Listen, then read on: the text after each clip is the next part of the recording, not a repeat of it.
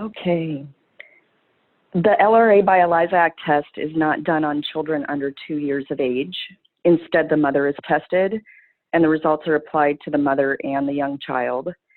If the mother has never or only briefly breastfed said child, can you explain, by speaking to genetics, environment, and immunology, why we can say this correlation is accurate? And how accurate have you seen it to be in regard to symptom resolution of the child? Well, taking the last point, which is in some ways a critical one, the feedback we have gotten over the years has been above excellent, well above placebo levels. Placebo is roughly 1 in 3. If you're enthusiastic about something, about 1 in 3 people will respond.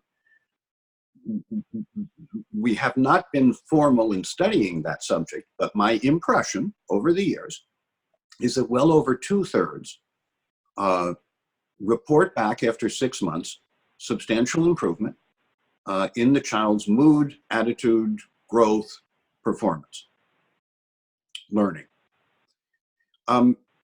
It's a very interesting question because what we say is we suggest that you test mom and apply it to the family or apply it to the child.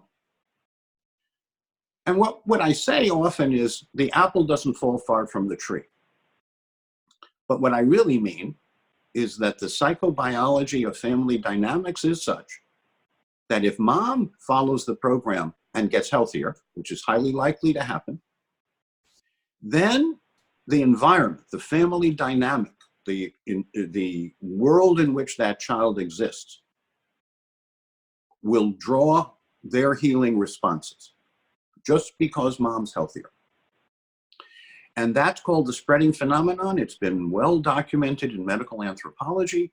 In essence, it says if you do healthier things, the people around you get healthier, and if you do less healthy things, the people around you get less healthy.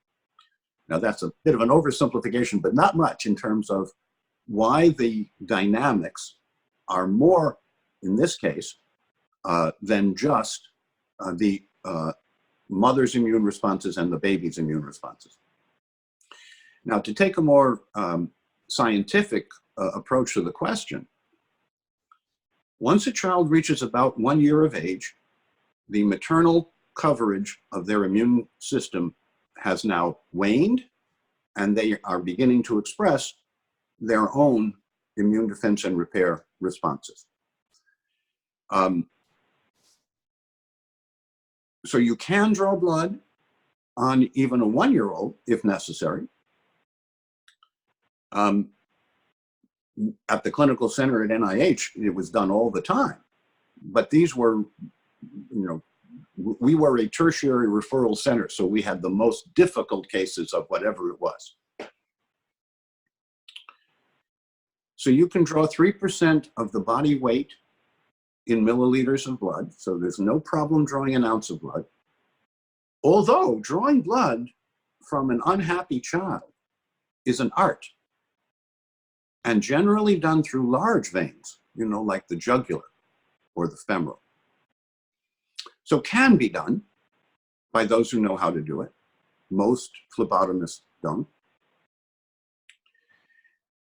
And what we say is, we suggest testing mom, applying the information to both mom and child, and then in 6 months, if the child is not substantially improved, based on the mom or the family's assessment, we'll test the child for free.